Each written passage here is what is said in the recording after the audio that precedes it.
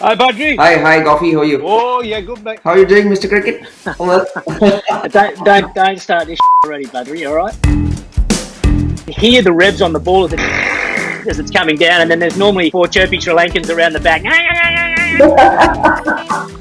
It's warm in here with that light on. Raina had this habit of, getting up the hair whenever someone took a wicket. I think he had it planted. And Dougie goes, mate, this is not funny. This is not funny.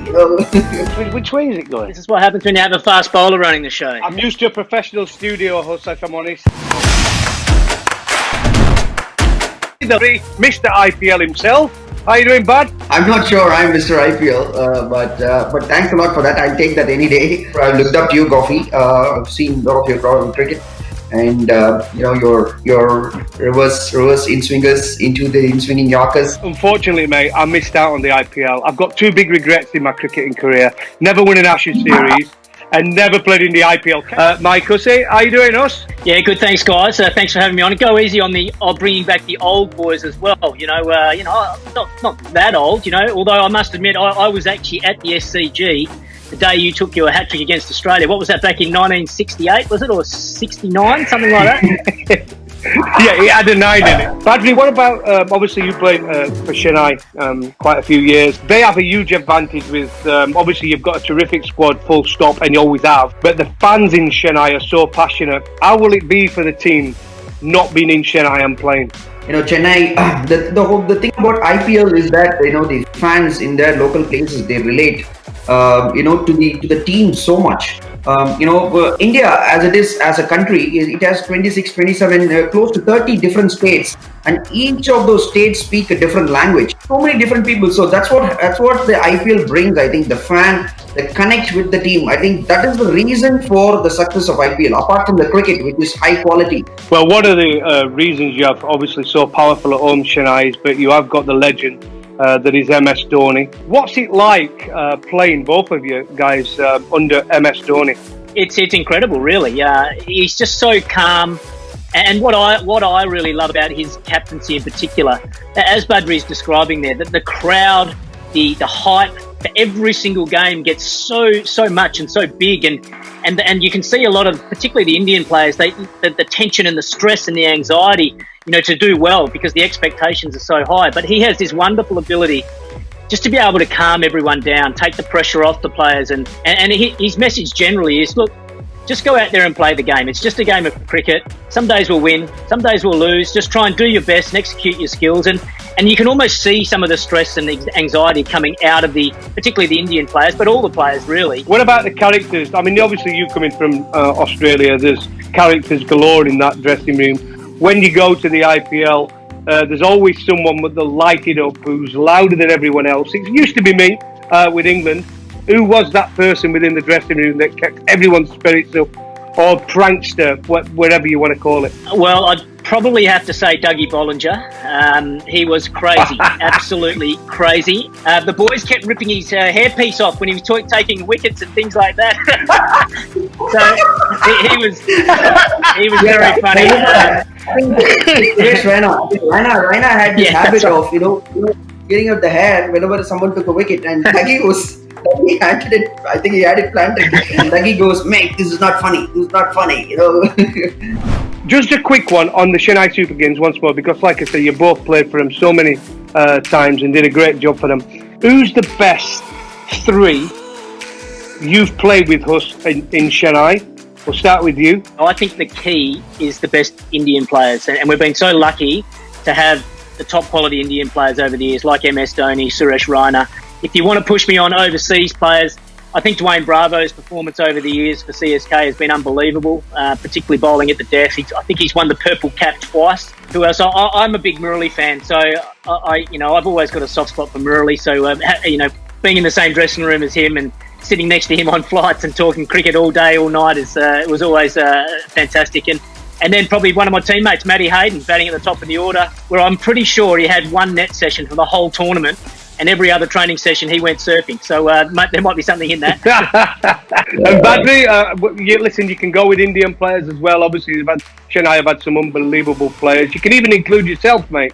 Yeah, I think, of course, MS Dhoni has to be there. I think I played most of my cricket under MS Dhoni, international cricket and IPL. So I think he's been a huge influence on my career as well. I've learned a lot seeing him. I think Suresh Raina has got to be up there. I remember Albie Mokal giving Raina the name Ledge because they used to call him Legend, because he is a legend. The biggest, best player IPL has ever seen, I think, is Suresh Raina. I think that's why they call him Mr. IPL. I think when I have to talk about foreign players, I think Michael Hussey, I'm Mr. Cricket. I think I've learned a lot from Huss, to be honest. Actually, because Huss knows about it. So I've asked many things about him. I think we both had similar career paths to start with, because both of us made our ODI and Test debuts a bit later in our career. Towards our 30s. I remember Huss. I don't know if Huss remembers this. I was sitting next to Huss in the dressing room. This was happening in Ranchi. We were playing a Champions League game against a South African side. So Huss was next to me. Huss was busy padding up, and I was just looking at those bowlers warm up. We batsmen, we always try to look at the bowlers when they are warming up. And Moni Morkel was bowling, warming up beside the wicket, and the keeper was standing like beyond the 30 yards line, and he was still gathering it there. I looked at Huss, and Huss was looking at me, and Huss goes, "Badri, are you looking what I'm looking at?" I'm like, "Yes, Huss." I love hearing that. This is brilliant. Huss, what's it feel like being bigged up to the absolute nines here by Badri? I think he's blowing it out of proportion a little bit there, but I do remember that incident in Ranchi. That was very funny. I think you could see the fear in my eyes watching Mornay warm up there. But I'm a bit the same. I learned a lot of Badri. Talking to the Indian guys about playing spin in Indian conditions, and that's on the field. And then off the field, if you want to improve your dance moves, talk to Badri. I certainly learned a lot of moves off the field on the dance floor with Badri as well. Well, what makes this really interesting in the IPL is that the first game is the big two guns, isn't it? Let's be honest about it. Two very, very successful sides. It's the Mumbai Indians versus the Chennai Super Kings. Who's going to win that first game, and where's the game going to be won and lost? To be quite honestly, I'm actually betting on Mumbai Indians to start with, because it's Chennai are perennially slow starters. I know Huss is going to disagree. It's just that